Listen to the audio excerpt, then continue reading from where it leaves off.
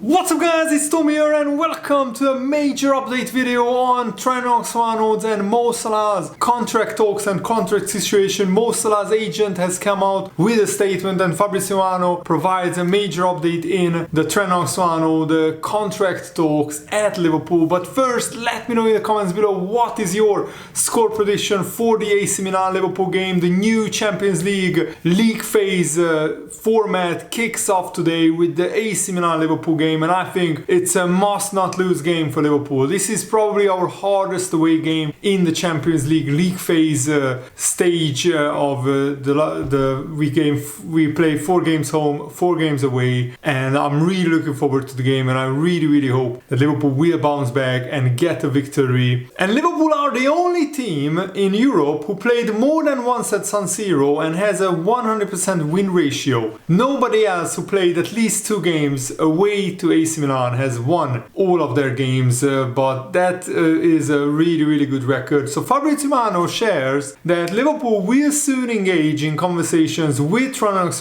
and his agent and representatives over the prospect of extending his contract at Liverpool. And in this video we will explore what Trent wants to do as well. So if you enjoy these videos, make sure to leave a like, subscribe if you are new around here, and please guys, I need your help to keep making these videos.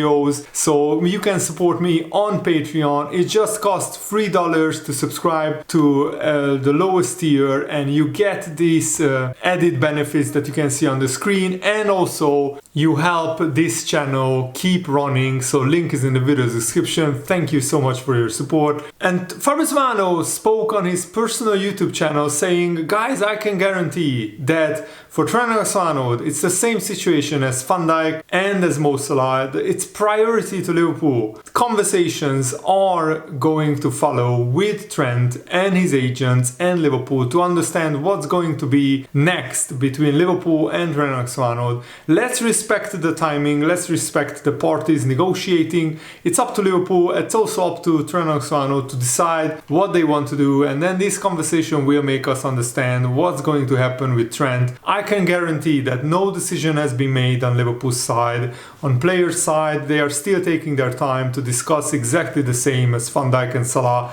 And I think Liverpool wanted to see with Van Dijk and Salah how they perform well into their 30s. So I can understand letting those players' contracts run down. But what I don't understand is that last summer, when Jurgen Klopp was still at Liverpool, and he probably didn't know that he wants to quit Liverpool so soon, why didn't Liverpool sit down with Jurgen Klopp and Trent and extend Trent contract? Because to let Trent enter his last year, he will get crazy offers from Real Madrid, crazy signing on bonus, crazy wages that Liverpool cannot compete with. Liverpool can offer Trent a very high salary, but they can't offer him 20, 30, 40 million pounds in signing on bonus. Of course, from Trent point of view, I can understand why he wanted to see how Liverpool do with the new manager. But that's why it was really crucial for Liverpool to extend Trent's contract when Jurgen Klopp was still at the club. Liverpool haven't done it, and now they risk losing the best right back in the world for absolutely nothing. A £150 million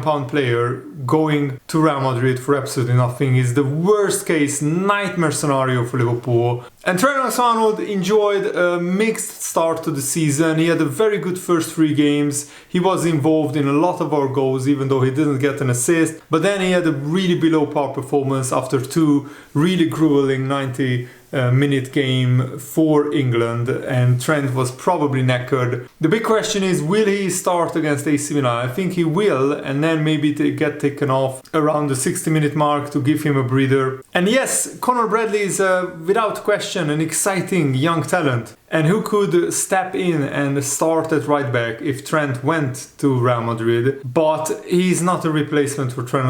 You can't replace Trent passing ability. There is no right back like him in the world. Our first choice right back, Trent, has a truly unique skill set, and that would be impossible to replace or replicate, and that would be ignoring the tragedy of losing a generational talent for absolutely nothing. I think that would be one of the biggest PR disasters for Liverpool, to lose one of their own. He's like Steven Gerrard in the making, Trent Alexander-Arnold. He could become as big a legend for Liverpool as Steven Gerrard, but if he left for Real Madrid on a free transfer, his reputation would be tarnished among Liverpool fans, and I think Trent Alexander-Arnold is mindful of that. His whole family is Liverpool fans, so he knows what's at stake. So I think the best case scenario, if Trent really wants to go to Real Madrid, is maybe he signs a new contract which has a release clause, which Real Madrid can pay in the future, and maybe in 1, 2, 3 years he can go to Real Madrid, but actually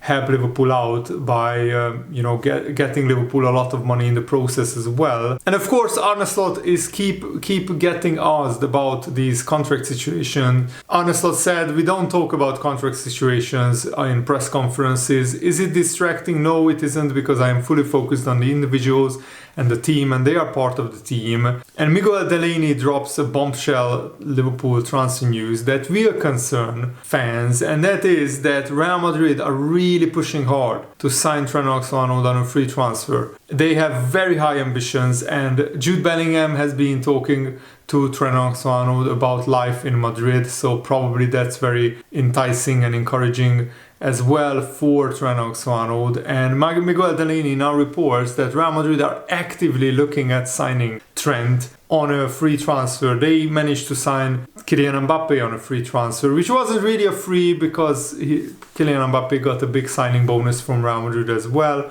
But Jude Bellingham is having constant conversations around Real Madrid with Trent Alexander-Arnold, which is a big concern. Miguel Delaney wrote in the Independent newspaper, Trent Alexander-Arnold has meanwhile not yet signed a new contract with Liverpool, and he will be available on a free next summer if that remains the case. It is known the right-back has been constantly talking to Jude Bellingham about Madrid out of a friendship that has developed in the England national team. Alexander-Arnold is known to be assessing how things proceed with the post-Jurgen Klopp era at Anfield. And I think he has every right to. Just like Van Dijk, just like Salah, Trent Alexander-Arnold wants to see how Liverpool progress under the new manager. Will we be competitive? The Liverpool-Real Madrid game gets even more important now in the Champions League phase. We have to show on the pitch that we can compete with the likes of Real Madrid, and we can be serious contenders for the Champions League. Because remember, Real Madrid in the last 15-20 years has won 7 or 8 Champions Leagues, more than Liverpool have won in their entire history. So we absolutely have to get back to being competitive, and getting to the quarterfinals or the semi-finals of the Champions League would be a really, really important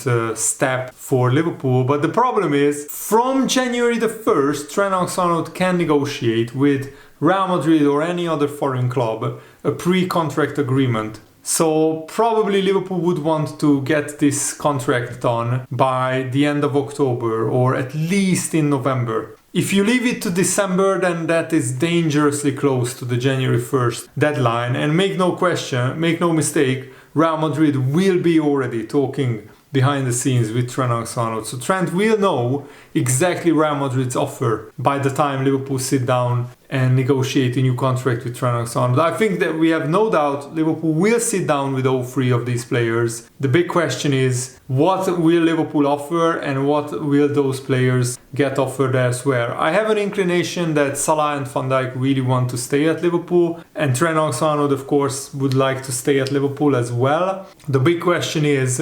how much is Trent thinking about going to Real Madrid? And that will be, of course, dependent on how Liverpool do in this first half of the season. The report in question also makes clear that Real Madrid are also monitoring Rodri of Manchester City, Arsenal's William Saliba, and Tottenham's Cristiano Romero. They all admire them. Romero, I don't think, is a Real Madrid level player. The other 2 would be absolutely fantastic. It's one thing having to convince one of your top stars to commit their future under the new manager and the new direction, but to convince all 3 is a hard task for Liverpool. And Trent, ultimately, who has won everything there is to win at Liverpool, domestically and in Europe. The long wait for a Premier League title done, first Champions League title done, League Cup, FA Cup, Community Shield, European Super Cup, Club World Cup, all these trophies have been bagged by Trent Alexander-Arnold. Of course, we couldn't really blame Trent Alexander-Arnold for wanting new.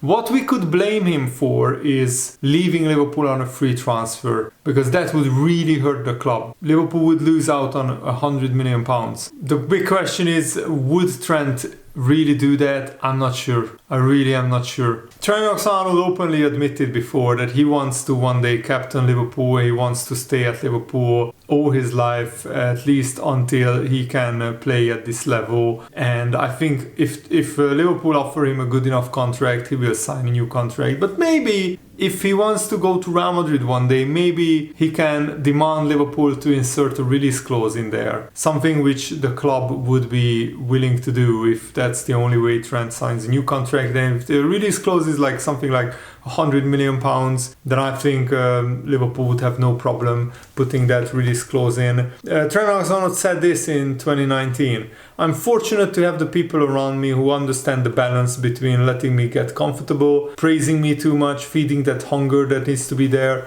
in terms of wanting to strive to be better, wanting to be one of the best players in the world, the best right back in the world, being the first name on the team sheet, wanting to be Liverpool captain, wanting to be England captain. So Trent has all these high ambitions. And David Lynch has said that basically journalists have to ask Arne Slot about the three players with expiring contracts, because otherwise they wouldn't be doing their jobs of what fans want these journalists to ask the manager. The fact is, Arne Slot is the only representative that gets put there out in the open, and we don't get to see Richard Hughes, the sporting director. He's not giving away any off-the-record briefings either. So yeah, that's not a good scenario, I think. Arne Slot shouldn't be the man answering these questions about players' contracts. It should be Richard Hughes. But he's not giving out press conferences. He's not giving out interviews. Even if Arne Slot is going to bat the question away, you have to put it to the one person that could say something, which is Arne Slot. And that's not a good scenario, but David Lynch said it won't be the last time Arne Slot is asked about contracts. It's really interesting talking point,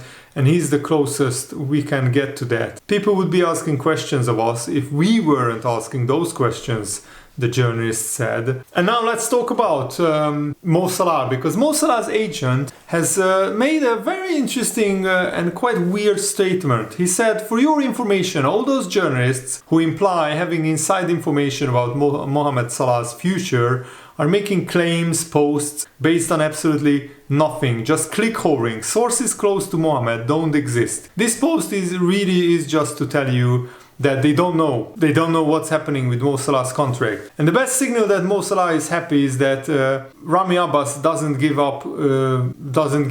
cryptic messages like he has done 2 years ago when Mo Salah signed a new contract. Before that, his agent was giving all kinds of cryptic messages and posts on social media. And yeah, a lot of people didn't like Rami Abbas and what he was doing around Mo Salah's last contract extension, but this time he's pretty straightforward, no nonsense. David Lynch also commented on Mo Salah's agent's post. He said, I find it amusing really. I've never written anything about sources close to Salah. I've never really had any dealings with Rami Abbas, Salah's agent. But that insinuation was quite funny. Is he saying Salah has no mates? It's just nonsense. He doesn't know who Salah has spoken to. Without pulling the curtain back a little bit, David Lynch continued, I'm pretty sure that Melissa Reddy spoke to Mo Salah at Old Trafford, so there's no source better than Mo Salah himself. And what David Lynch doesn't understand is I couldn't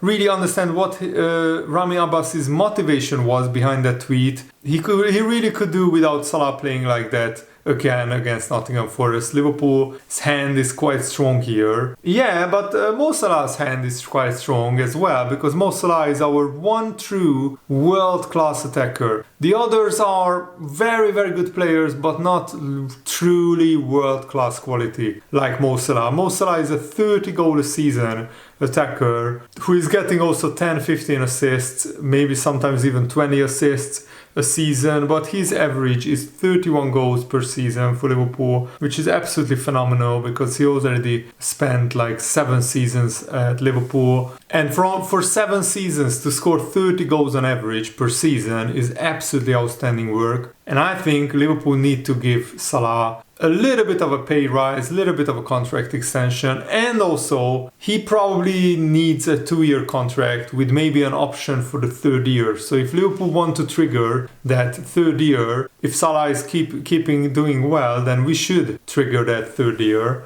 But also this 2-year contract means that Salah would still perform at Liverpool at least for the next 2 years after this season. And then every summer we can evaluate whether Salah needs to be sold, whether he needs a new contract, or whether we can just let him run down his contract. But I think Salah will have a fantastic season this season as well. He just had one of his worst days in a Liverpool shirt against Nottingham Forest, which can happen to even the best players, that sometimes they are off the pace. But Salah, I think, will sharpen up and he will be back to his best, hopefully, against AC Milan. That's really what I'm looking for. So let me know, what do you think will happen? Will Trent, Van Dijk and Salah all sign new contracts at Liverpool? Because even if we lose one of these 3 players, it will be very tough for Liverpool to replace that one player. But if we lose 2 or even all 3, that would be an absolutely disastrous scenario for Liverpool. Nobody is bigger than the club, so I'm really hoping and trusting Liverpool's hierarchy and decision makers to give these players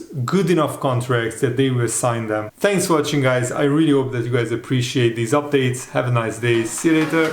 Goodbye.